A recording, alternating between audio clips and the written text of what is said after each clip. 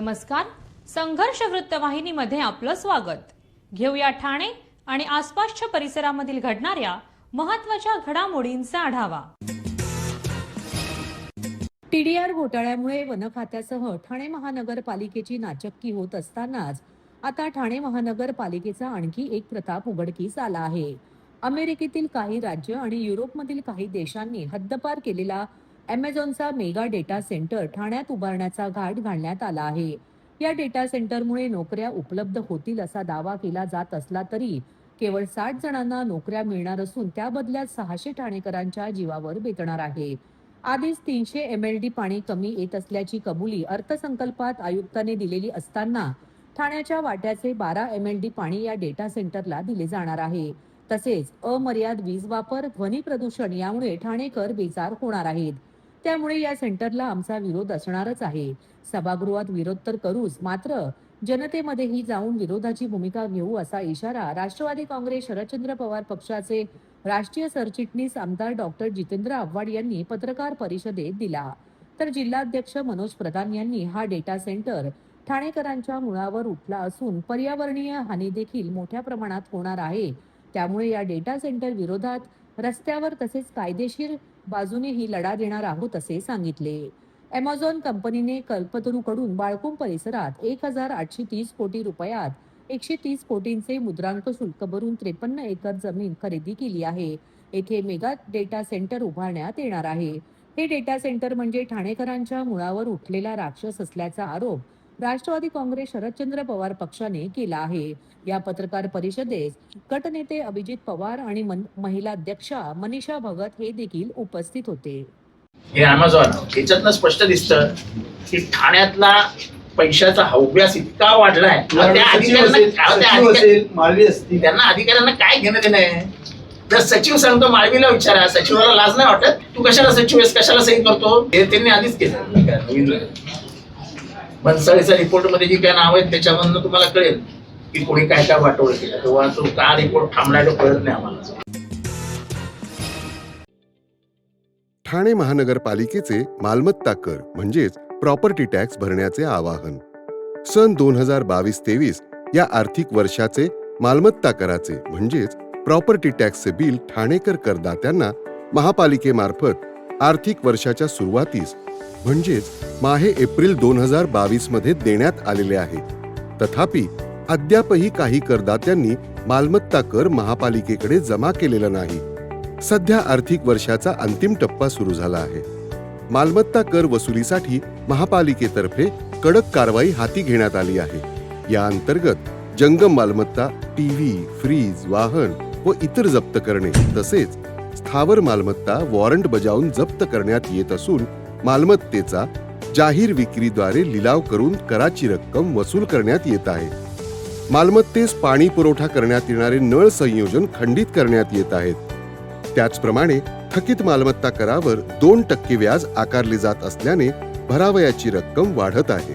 आपला मालमत्ता कर propertytax.thanecity.gov.in या लिंकद्वारे तसंच गुगल पे, फोन पे, पेटीएम याद्वारे ऑनलाईन पद्धतीने करण्याची सुविधा उपलब्ध करून दिली आहे. शनिवार, रविवार व सार्वजनिक सुट्टीच्या दिवशी नागरिकांना मालमत्ता कर भरणे सोयीचे व्हावे याकरता महापालिकेचे मालमत्ता कर संलग्न कार्यालय या दिवशी कार्यान्वित ठेवण्यात आलेले आहे. तरी मालमत्ता कर वसुलीची अप्रिय कारवाई टाळण्याच्या दृष्टिकोनातून मालमत्ता कर भरून महापालिकेस सहकार्य करावे. धन्यवाद. गावदेवी मंडई येथील भीषण आग दुर्घटनेत कर्तव्य बजावताना प्राण गमावलेल्या अग्निशमन विभागाचे अधिकारी सागर शिंदे यांच्या निधनाने संपूर्ण ठाणे शहर हळहळले. 2 महिन्यांच्या चिमुकल्या बाळाला आणि कुटुंबियांना मागे ठेवून सागर शिंदे यांनी कर्तव्याच्या वेळी दिलेले बलिदान अनेकांच्या मनाला चटका लावून गेले. या पार्श्वभूमीवर शिवसेनेचे सभागृह नेते हनुमंत जगदाळे यांनी शिंदे कुटुंबांसाठी महत्त्वपूर्ण आणि भावनिक निर्णय जाहीर केला आहे. आपल्याला नगरसेवक म्हणून मिळणारे पुढील 5 वर्षांचे संपूर्ण मानधन सागर शिंदे यांच्या कुटुंबाला देणार असल्याची घोषणा हनुमंत जगदाळे यांनी केली आहे. त्यांच्या या निर्णयाचे विविध स्तरातून स्वागत होत असून माणुसकीचा एक संवेदनशील आदर्श म्हणून त्यांकडे पाहिले जात आहे. गावदेवी मंडईतील आग दुर्घटनेनंतर निर्माण झालेली परिस्थिती अत्यंत विदारक होती.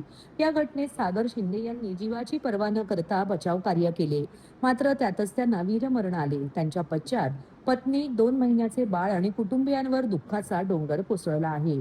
याबाबत बोलताना हनुमंत जगदाळे म्हणाले, गेली अनेक वर्ष मी झोपडपट्टी भागातील नागरिकांचे प्रतिनिधित्व करत आहे. सर्वसामान्य कुटुंबांच्या अडचणी आणि संघर्ष मी जवळून पाहिले आहेत. सागर शिंदे यांच्या कुटुंबावर ओढवलेले दुःख शब्दात व्यक्त करता येणार नाही. मदत केल्याने त्यांचे दुःख कमी होणार नाही, परंतु समाजकारण आणि माणुसकी म्हणून माझ्या मनाला जे योग्य वाटले तो निर्णय मी घेतला आहे. नगरसेवक म्हणून मला मिळणारे पुढील 5 वर्षांचे मानधन त्यांच्या कुटुंबासाठी देण्याची माझी इच्छा आहे. दरम्यान राष्ट्रवादी काँग्रेस अजित पवार गटाचे नेते नजीब मुल्ला यांनीही ठाणे महानगरपालिकेचे आरक्षक काळू गाडेकर यांच्या कुटुंबाला अशाच प्रकारे मदत करण्याचा निर्णय घेतला आहे. गावदेवी मंडईतील आग दुर्घटनेने 2 कुटुंबांचे आधारस्तंभ हिरावून घेतले. अशा वेळी समाजातील लोकप्रतिनिधींनी पुढे येत दिलेला आधार हा आर्थिक मदती पलीकडे जाऊन संवेदनशीलतेचा आणि माणुसकीचा संदेश देणारा ठरत आहे. नाही, त्या दिवशी गावदेवी मैदानामध्ये जी आग लागली त्या मार्केटला आणि त्यानंतर जी परिस्थिती आम्ही स्वतः सकाळी 6-7 वाजल्यापासून पाहिली, अतिशय विदारक अशी परिस्थिती निश्चित प्रकारे होती. 2 महिन्याचं बाळ, त्या कुटुंबाची परिस्थिती, त्या माऊलीची परिस्थिती एकंदरीत बघितल्यानंतर आणि त्या फायरच्या अधिकाऱ्यांची परिस्थिती बघितल्यानंतर निश्चित प्रकारे तो दिवस जो आहे तो आमच्या आयुष्यामध्ये बघायला म्हणजे माणुसकी ही अजून जिवंत आहे की अशा प्रकारे एखाद्या कुटुंबावरती जेव्हा वेळ येते त्यावेळी निश्चितच ही हृदय हेलवणारी गोष्ट असते आणि त्याकडे बघण्याचा दृष्टिकोन निश्चित प्रकारे एक लोकप्रतिनिधी म्हणून आमचा वेगळा असतो. गेली अनेक वर्ष स्लम विभागामध्ये मी लोकप्रतिनिधी म्हणून काम करतो आहे, त्यामुळं सामान्य नागरिकांच्या ज्या काही अडचणी असतात त्या आमच्या डोळ्यासमोर आहेत आणि त्या ठिकाणी आम्ही याच प्रकारचं निश्चित प्रकारे राजकारण याच्यामध्ये कोणत्याही प्रकारचं नाही, समाजकारणाचा भाग म्हणून माझं नगरसेवक झाल्यापासून ते पुढील 5 वर्ष नगरसेवकाचा काळ आहे तोपर्यंत मिळणारं मानधन ह्या त्या कुटुंबाला मिळावं, फार मोठा आधार नाही पण छोटा तेवढा आधार मिळावा अशा प्रकारची भावना मी व्यक्त केली. त्यानंतर माझे सहकारी नजीब मुल्लांनी सुद्धा दुसरी व्यक्ती गाडेकर कुटुंबाला सुद्धा त्यांचं मानधन देण्यासंदर्भाची भूमिका या ठिकाणी घेतली. हा एक छोटासा खारीचा वाटा म्हणून त्या कुटुंबाला मदत करतो. शेवटी दुःख हे दुःख असतं, दुःख हे काही मदत करण्याने दुःख कमी होत नाही, परंतु मदतीचा भाग असावा, माणुसकीचा भाग म्हणून ते मी आज ह्या सभागृहामध्ये माझ्या मनाला जे वाटलं ते निश्चित प्रकारे जाहीर. प्रश्न हा प्रत्येक सदस्यांचा असतो. हा प्रश्न काय सार्वजनिक नसतो, परंतु आम्ही गेली 50 वर्ष सामाजिक बांधिलकी आणि एक सर्वसामान्य कुटुंबाची दुःख बघतो, सर्वसामान्य कुटुंबाचे हाल बघतो. त्यामुळं समाजाशी निगडीत सातत्याने गेली 50-52 वर्ष आम्ही काम करत असतो. त्यामुळं निश्चितच आम्हाला एक वेगळी घटना वाटली आणि मला जे वाटलं, माझ्या मनाला वाटलं ते मी केलं. हा माझ्यापुरता मर्यादित आहे. मी केल्यानंतर नजीब मुल्लांनी सुद्धा त्याला मला सहमती दिली आणि जे 2 लोक आहेत ते गाडेकर कुटुंबाला पण त्या ठिकाणी मदत करण्याची भूमिका नजीब मुल्लांनी घेतली. ते एकच आहे की 7 किंवा 8 माळ्याची इमारत असते, त्याच्या खालच्या माळ्याच्या इमारतींना फायरचं प्राथमिक NOC घेतली जाते, अंतिम NOC घेतली जात नाही. इमारत ज्यावेळी बांधली जाते तेव्हा प्राथमिक घेतली जाते, अंतिम घेतली नाही, कारण ही इमारत 7 माळ्यापेक्षा उंच नाही आहे आणि त्यामुळं तो विषय मी सभागृहात सुद्धा तो क्लिअर केलेला आहे, त्याच्यामध्ये कुठलीही अडचण नाही. नाही, आजच माननीय सभागृह नेते हनुमंतराव जगदाळे आणि आमचे मित्र नजीब मुल्ला यांनी आज सभागृहात सांगितलं की त्यांचं जे मानधन आहे पुढील 5 वर्षाचं ते ह्या दोन्ही वीर कुटुंबियांना दिलं जाईल. तर नगरसेवकांमध्ये ही चर्चा झाली, शिवसेनेच्या नगरसेवकांमध्ये ही चर्चा झाली आणि आम्ही आज त्या ठिकाणी जाहीर केलं की ज्या नगरसेवकांना की जे आपले सदस्य आहेत त्यांना आपलं मानधन द्यायची इच्छा असेल त्यांनी तसं लेखी पत्र महापालिका आयुक्त, महापौरांना आणि कॅफोंना द्यावं, म्हणजे त्या पद्धतीची पुढची प्रक्रिया केली जाईल. कारण का ती प्रक्रिया करणं गरजेचं असतं, त्याच्याशिवाय ते मानधन डायरेक्ट त्यांच्याकडे जात नाही. तर ते आज तशी आम्ही सूचना सर्व नगरसेवकांना केलेली आहे आणि त्या पद्धतीची प्रक्रिया जसे पत्र प्राप्त होतील त्याप्रमाणे आम्ही ते त्या सर्व त्या वीर कुटुंबांना देणार आहोत. हे बघा, ती जी सागर आमचा जो स्थानक अधिकारी आहे फायरमन सागर शिंदे ह्याला जे वीरमरण आलेलं आहे त्याची मुलगी 3 महिन्याची आहे. आम्ही त्यांच्या घरी गेलो होतो. त्यांची आई भेटली, त्यांच्या पत्नी भेटल्या. अत्यंत दुःखात ते कुटुंबीय आहे. त्याच्यामुळे त्यांच्या शिक्षणाचा प्रश्न आहे, परंतु ज्यावेळेला आम्ही शहीदाचा दर्जा देतो त्या शहीदाच्या दर्जामध्ये त्यांचं सानुग्रह अनुदान आलं, त्या कुटुंबाचं पालनपोषण आलं, त्या कुटुंबाच्या ते जी लहान त्यांची बेबी आहे तिथं शिक्षणाचा खर्च आला. त्याचप्रमाणे त्यांना ज्या मिळणारे फायदे आहेत प्रशासनाच्या ते सर्व या शहीदाच्या दर्जामध्ये त्या सर्व ठरावामध्ये समाविष्ट असतात. त्याच्यामुळे वेगळ्या पद्धतीने शिक्षणाचा खर्च महापालिकेने उचलायची गरज नाही. तो शहीदाचा दर्जा आम्ही एकदा दिला की ह्या सर्व योजनेचा त्यांना फायदा होतो. मुंबईसह विविध शहरात असंघटित कामगारांचे सामाजिक आणि आर्थिक स्तरावर अनेक प्रश्न आवासून उभे आहेत. गेली अनेक वर्षे घरकामगार महिलांच्या कल्याणकारी योजनांसाठी पाठपुरावा करत असून येत्या अधिवेशनात त्यांच्यासाठी स्वतंत्र महामंडळ स्थापन करण्याबाबत आग्रही मागणी करणार आहे, अशी माहिती आमदार संजय केळकर यांनी दिली. आंतरराष्ट्रीय घरकामगार दिनानिमित्त राष्ट्रीय घरेलू कामगार चळवळ महाराष्ट्र व महाराष्ट्र राज्य घरकामगार युनियन यांच्या वतीने 16 जून रोजी श्रमसन्मान सोहळ्याचे आयोजन दादर येथील शिवाजी मंदिर नाट्यगृह येथे करण्यात आले होते. मंचावर संघटनेचे अध्यक्ष फादर फेलिक्स डिसोजा, आमदार संजय केळकर, कार्यक्रमाचे समन्वयक ज्ञानेश पाटील, असंघटित कामगार क्षेत्रातील अभ्यासक आणि ज्येष्ठ सामाजिक कार्यकर्ते राजेंद्र भिसे तसेच ज्येष्ठ पत्रकार संजय शिंदे हेही मान्यवर उपस्थित होते. सोहळ्यात उपस्थित घरकामगार बांधवांना मार्गदर्शन करताना आमदार संजय केळकर म्हणाले, ठाणे मुंबईसह राज्यभरात लाखो घरकामगार असंघटित असून त्यांचा सामाजिक आणि आर्थिक विकास दुर्लक्षित झाला आहे. घर कामगार महिला या घरातील जबाबदाऱ्या पार पाडून घर काम करत कुटुंबाचा उदरनिर्वाह करत आहेत.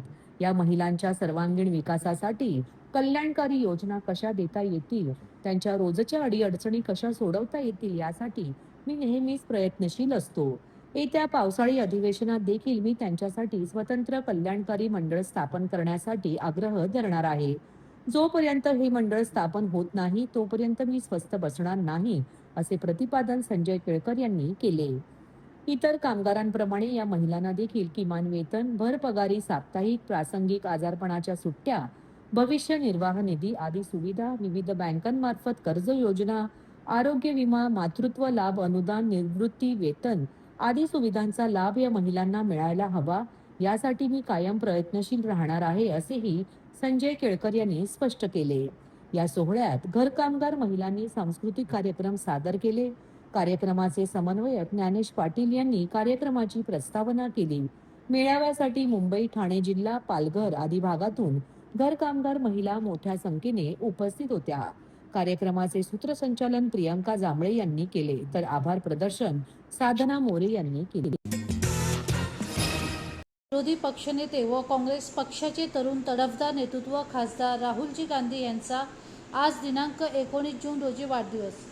हा वाढदिवस सर्वत्र मोठ्या उत्साहात साजरा होत असताना ठाणे शहरातील मुख्य भागात म्हणजेच ठाणे महानगरपालिका मुख्यालय भवनासमोर तसेच तळापाळी परिसर व शहरातील इतर भागात व मुख्य चौकात महाराष्ट्र प्रदेश उपाध्यक्ष व ठाणे महानगरपालिका शिक्षण मंडळाचे माजी उपसभापती नंदकुमार मोरे यांच्या पुढाकाराने सदर बॅनर लावण्यात आले आहेत. या बॅनरवर शेतकरी, कष्टकरी, बेरोजगार युवकांचा बुलंद आवाज, लोकसभेचे लढवये विरोधी पक्षनेते, भारताचे भावी पंतप्रधान माननीय राहुलजी गांधी यांस वाढदिवसाच्या हार्दिक शुभेच्छा. शुभेच्छुक नंदकुमार मोरे, उपाध्यक्ष महाराष्ट्र प्रदेश काँग्रेस कमिटी अनुसूचित जाती विभाग, माजी उपसभापती ठाणे महानगरपालिका शिक्षण मंडळ ठाणे.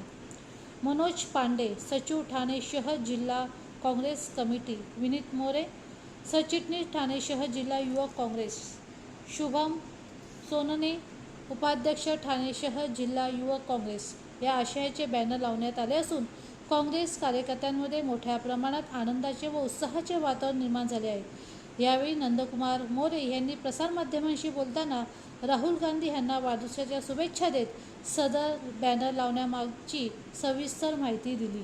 आमचे नेते आदरणीय राहुलजी गांधी हे आज आपल्या संसदेतील विरोधी पक्ष नेते आहेत आणि देशातील शेतकरी, कष्टकरी, गरीब, बेरोजगार युवकांचा बुलंद आवाज असे आमचे नेते राहुलजी गांधी यांचा वाढदिवस आज आहे. राहुलजी गांधी लवकरच पंतप्रधान होतील असं या ठिकाणी मी आपल्याला सांगतो की आम्ही म्हणून राहुल गांधी पंतप्रधान होणार आहेत म्हणून आम्ही या ठिकाणी आज ठाणे शहराच्या मध्यभागी भावी पंतप्रधान राहुलजी गांधी म्हणून आम्ही सर्वांनी मिळून या ठिकाणी बॅनर लावलेले आहेत आणि आमची जी इच्छा आहे राहुल गांधी पंतप्रधान व्हावेत ती पूर्ण होईल. थोड्याच दिवसात ही आपल्या सर्वांना भारतीयांना कळेल, सर्व ठाणेकरांना कळेल की राहुल गांधी थोड्याच दिवसात थोड्याच काळात पंतप्रधान होणार आहेत. महाराष्ट्र प्रदेश काँग्रेस कमिटी अनुसूचित जाती विभागाच्या वतीने, युवक काँग्रेसच्या वतीने व काँग्रेस पक्षाच्या वतीने मी नंदकुमार मोरे राहुलजींना ठाणेकरांच्या वतीने शुभेच्छा देत आहे की राहुलजी आप जल्दी प्राइम मिनिस्टर बनो. तर हे होतं संघर्ष वृत्तवाहिनीचं आजचं बातमीपत्र. उद्या पुन्हा भेटू याच वेळी याच ठिकाणी ताज्या घडामोडींसह. तोपर्यंत नमस्कार.